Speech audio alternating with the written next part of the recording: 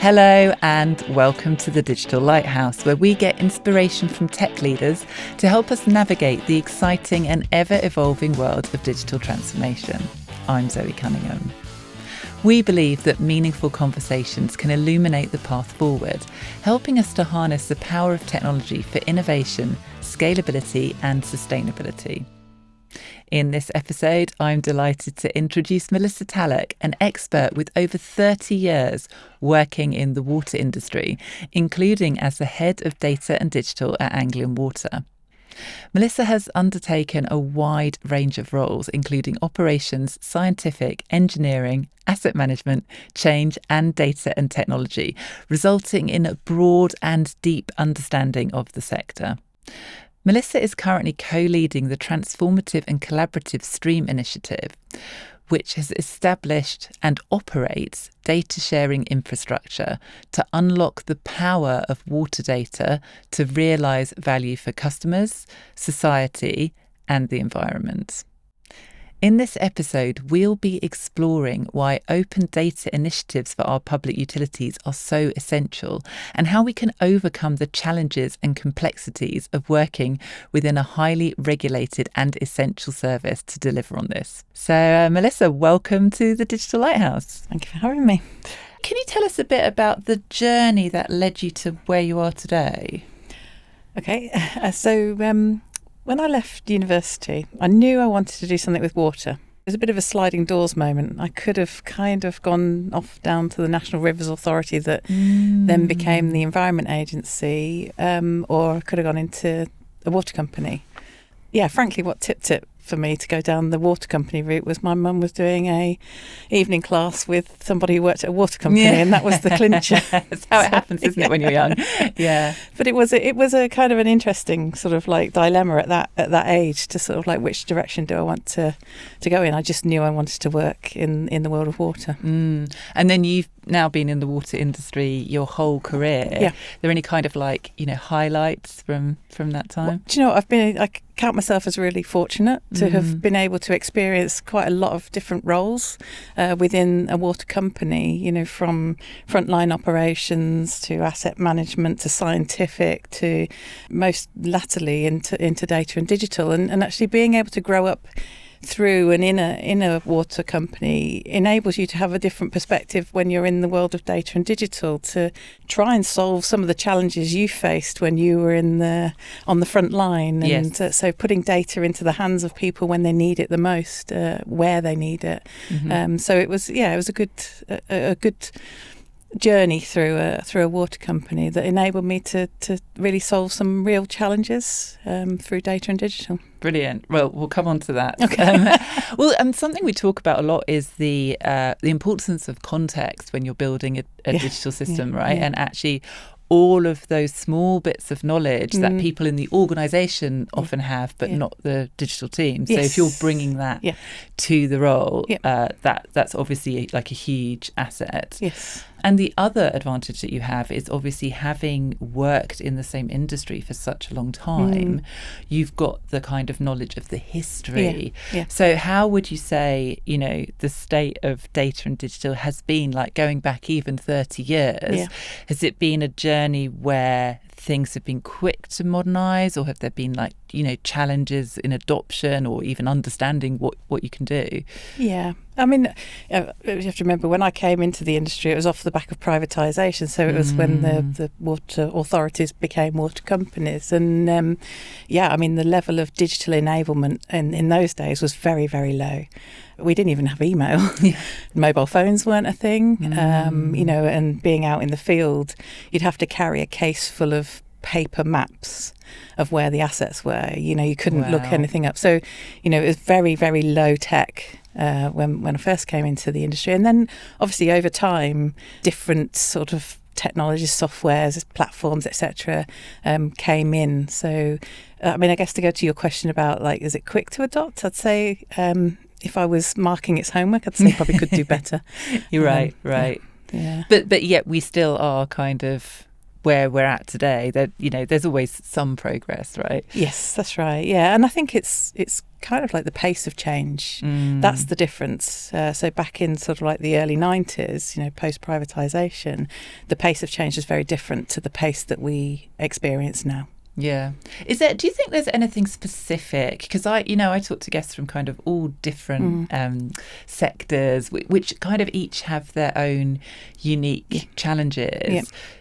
What do you think are the specific challenges for the water industry when it comes to like, digital adoption? It's not the tech, it's the people. Right. All of this, and it'll be common across, doesn't matter what sector you're in. Yeah. It's a people challenge as much as it is a technology challenge. It depends on leadership. It depends on the prevailing culture of your organisation, and it depends on capability. And it's kind of like if you're missing some of those ingredients, it can make or break, your stance towards the adoption of technology. The people element of tech is so important. And you're always going to be missing some, right? Like, because we kind of have this idea of like, oh, you're a leader or you're an emerging leader, and so now you need to have these skills. But of course, we're actually all individual human beings as well, with strengths and weaknesses in different areas. Yeah. So I guess sometimes it's also about how well those gaps fit together and whether you have people who can kind of cover for each other. Yeah, that's right. And I think it's this is why it comes back to culture. It's like if new people kind of join the industry with those fresh perspectives and that curiosity, if the culture stifles, those people coming in with the right capabilities and outlook and curiosity, that can be a bit of a problem, which and often culture is the thing that you don't necessarily see at work. So it's really important to be aware of it, and it's like leadership. Is the leadership saying how can we enable this, or are they kind of standing in the way of progress? And being aware of that as a leader, I think, is really important. I think also like just kind of tying it in with like looking back to like where we've come from. I do think it's a challenge for organisations that have been around for longer, that your culture is very much set at a time when, like you say, the challenges were different, the technology was different. So actually the culture needs to change, and changing culture is different from and harder than just establishing a new culture where you're like, okay, great, we're tech first, off we go. You kind of have to get there. Like you say, with the people who were part of the old, that was their formative experience. Yeah, indeed. Yeah. Okay, so out of all this, we have the Stream initiative, which you are the co-lead on. So is that, just to start with, is that an acronym for? It's funny you should ask that, because if you asked AI, it would hallucinate and say it was an acronym. Right, yes. Which is just tells the story of why you should treat with caution any answer from AI. No, it doesn't stand for anything.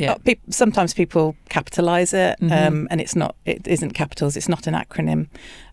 We should probably get some T-shirts saying Stream is not an acronym, but it doesn't stand for anything in that sense. It just alludes to the fact that it's streams of data.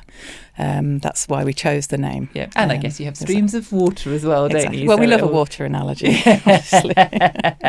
So tell me about what it is then.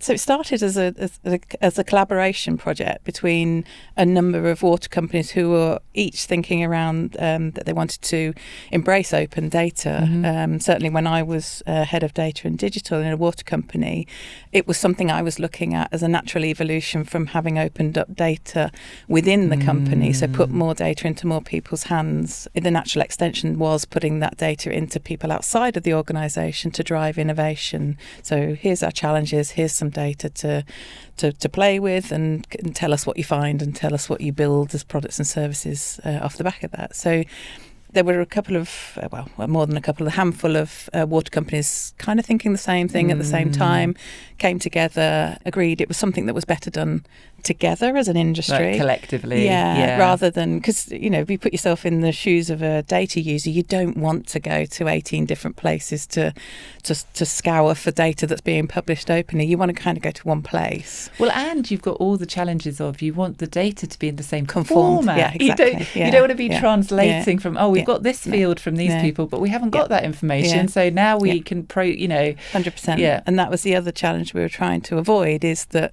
am I looking at the same data published by different companies, and to being able to join that data, do I have to do a lot of pre-processing on that data? So we were just looking at sort of how can we reduce all of those sort of maybe small friction points in people's lives. But if you want people to generate value from the data, you've got to make their lives as easy as possible, the path of least resistance. So right, exactly. That's kind of why we came together, and we operate in a pre-competitive space, so it's like the collaboration is really important. We were all working together, and actually because we've all worked together, we've been able to share sort of best practice across the industry as well, and that, we say the rising tide lifts all boats. Everybody's benefited from that, because we have a philosophy of, bring and give what you can and take what you need in terms of best practice and guidance.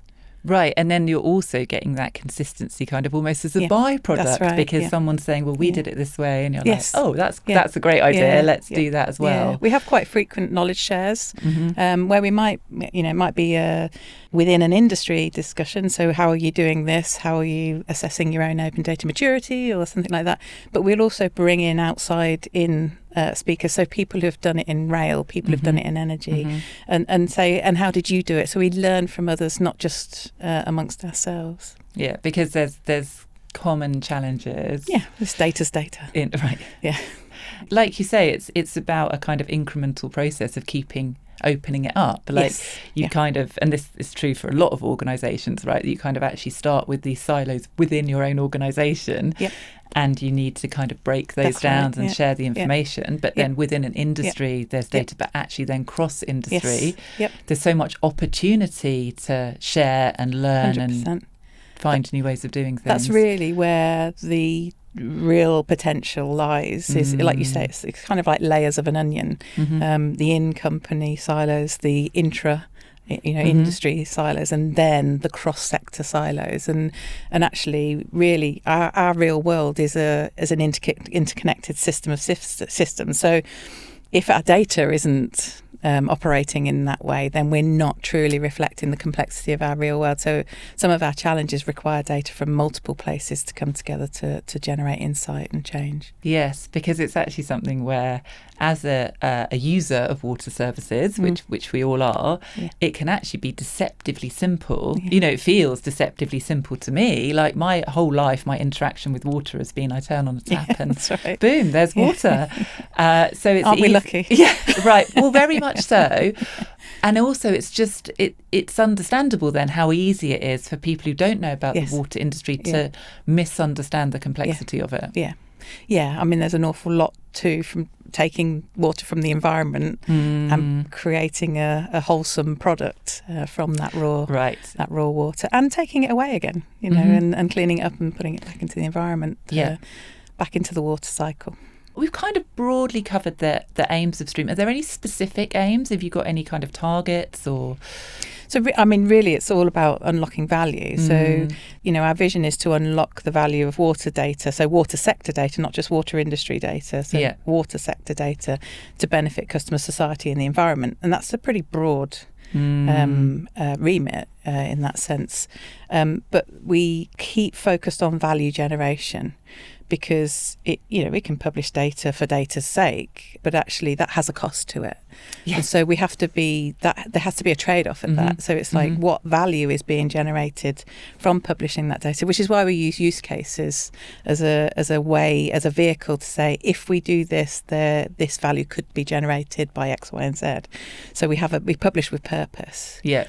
And then we also are interested in hearing stories, and we seek out stories of how people have taken that data and generated value as a result of it, be that in the world of research, be that in the world of new products and service development that can then go back into the industry to help improve performance, or for more public good. Yes. And so, you know, we close the loop, we track the stories of how people have converted that data. And, you know, it never fails to surprise me. And I love hearing stories of how people have used the data in ways that we perhaps never even conceived that they might use it. And we make sure we document them, we share those stories with everybody, because that generates that kind of, well, I want to do more because I want to generate more value like that. And it's kind of one thing that in some ways you feel like, oh, well, we'll build it, build it and they will come, and, people will be inspired and they'll have new ideas. And of course, you don't want to say this is the only way to do it, but actually sometimes without that, it's another form of knowledge sharing, isn't it? To say, this is how others have used it. Yeah. And that can often be an easier way in to go, oh, that's right. Actually. It sparks. Yes. Yeah, it sparks another use. Yeah, definitely. We've definitely seen that. So you're clearly managing like a very broad group of stakeholders from all kinds of different places. Yep. Do you have to like break this down? Do you have kind of ways you think about categorizing all your stakeholders, or kind of maps internally for who they all are? Yes. Yeah, as you might imagine, we put a lot of effort into what we call community management and understanding who are the users. It's very easy to identify who are the publishers. Yes. Well, usually it's very easy to identify that, but it's who stands to benefit from access or better access to data. So we do categorise our community. They're like a self-selecting community as well, because we have things like our LinkedIn channel and our website, and we try to get to know our community of users. So we'll have research and academia. Yeah. We'll have private industry, government, regulators. Water companies themselves are also consumers of the data. That's one of the nice sort of side benefits that actually, when you're publishing data from a water company, the people who benefit most often are the people in the water company themselves. Different parts of the water company can get access to not just their data, but other data from across the industry. So yes, we do look at that. We call it our data ecosystem, and we put a lot of effort into that, because it's all about people. Yeah. So if we can understand motivations, needs, then we can make sure we're meeting those needs. Right, you're serving it and delivering what people need. Because they're the people who convert the data to value. Yeah. So we have to look after them. I just love how many times we've used the word value in this conversation, because I think in all of the best tech conversations, that is the key word and the key thing to be thinking about. And I also love the idea that perhaps, this was an experimental idea by the water companies and wouldn't it be great if? Yeah. But now that it's up and running, you can actually say, well, what are we putting in and what value are we getting out? And actually seeing that once you start, this kind of win-win idea that actually you can get more out than you put in. Yeah, definitely. But, one thing we've learned along the way is patience, because there is a time lag between you publishing data openly. Yeah. People picking it up, understanding it, using it, accessing it, and creating value. Yeah. There's actually sometimes quite a lag in the rest of that value chain, because that value chain only completes when a different action is taken off the back of whatever somebody has done. So if a different decision got made or a different process is enabled. So it can be quite a lag between the first act of publishing that and somebody picking up and doing and generating value. So we have to learn patience with that. Yeah. It's not an overnight thing. Click publish one day and tomorrow boom, everything's better. If only it was that quick, because we are very impatient, obviously. Well, it is tough, but and also I can imagine that you kind of say the point of change is when someone makes a different decision, but then the impact of that decision takes time as well. Actually, if someone's changing how something's structured, it's really actually could be a very long process. Yeah, and sometimes the path to that value is bumpy as well. You have to acknowledge that, because it's change. Yes. What kind of specific initiatives are you running or are ongoing, that you get involved with that maybe might be of interest to to people who are watching the podcast or in the industry or in other industries wanting to learn from what you're doing? Yeah, I mean, I suppose one of the things that we're planning on working on or in the process of working on that excites me personally, being a scientist by training, is citizen science data and the huge untapped potential of that data that is currently distributed and fragmented. It's a classic data silo challenge times about 100,000. It's huge.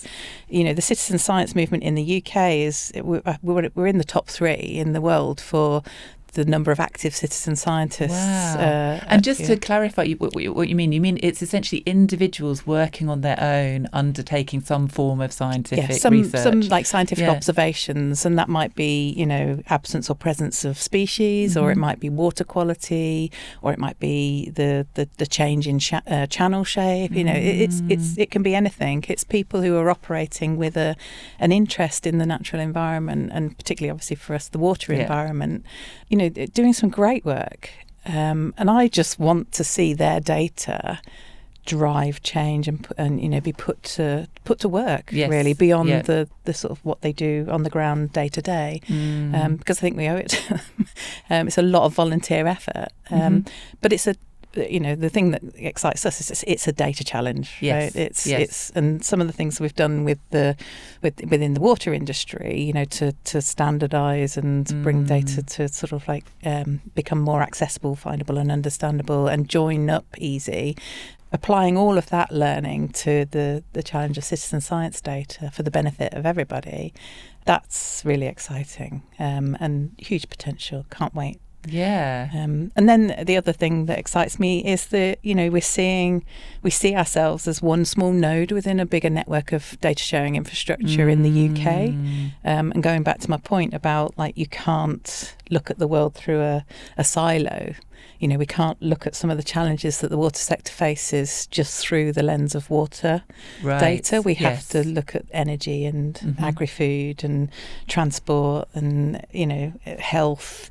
There's so much opportunity there too. So we're kind of setting our sights on the next layer of the onion, really. Because, again, it's kind of gone through the whole conversation, like how interconnected and how complex our modern environments are that we live in, but what benefit we get from that, from these, so many people in different industries with different responsibilities and different objectives, but all of those little pieces, if they're connected up correctly, just again deliver such value for so we enjoy reaching out to our peers in different parts of the UK ecosystem, be it energy or agri-food or health, like I say, and make sure that what we're doing facilitates that interoperability between those different nodes, if you like, so that data can flow at the point at which we have a use case that says it has to bring this data together from different places,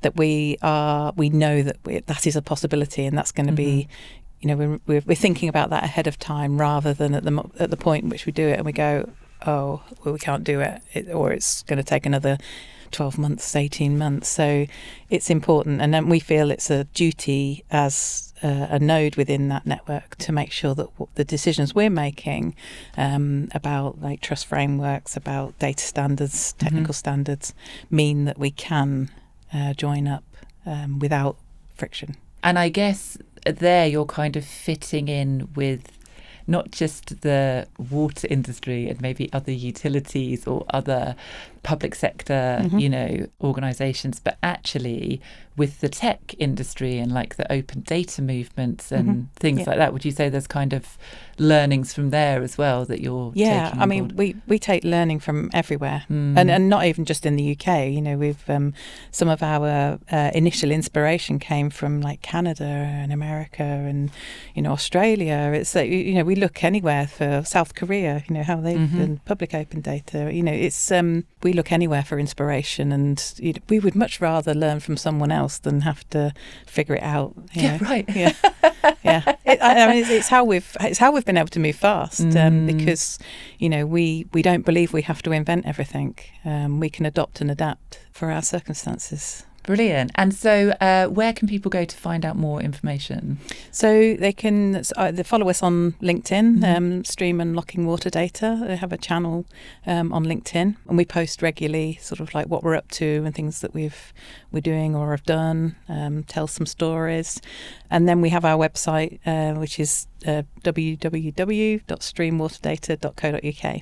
People can go and have a look at the website, go and see what data is on the data portal. Can't find what you want, what you're looking for, there's a way to contact us, the feedback form, tell us what you're trying to do and what you need, and we'll go from there. That is fantastic. Well, thank you so much, Melissa, for joining us on the Digital Lighthouse and helping us to shine a light for others. Thank you. This Digital Lighthouse episode was edited by Steve Folland and produced by Patrick Anderson. The theme music was written and recorded by Ben Balow. A huge thanks to our sponsor Softwire for their continuing support from the inception of the show in 2019 to the present day. If you love the podcast, please let us know with a rating and review on your platform of choice. We're always looking for feedback to ensure we're making the best show possible. And if you'd like to take part, please drop us a line at thedigitallighthouse@softwire.com. You've been listening to The Digital Lighthouse with me, Zoe Cunningham. Thank you for sharing your time with us, and stay safe on this wild technological ride that we're all on.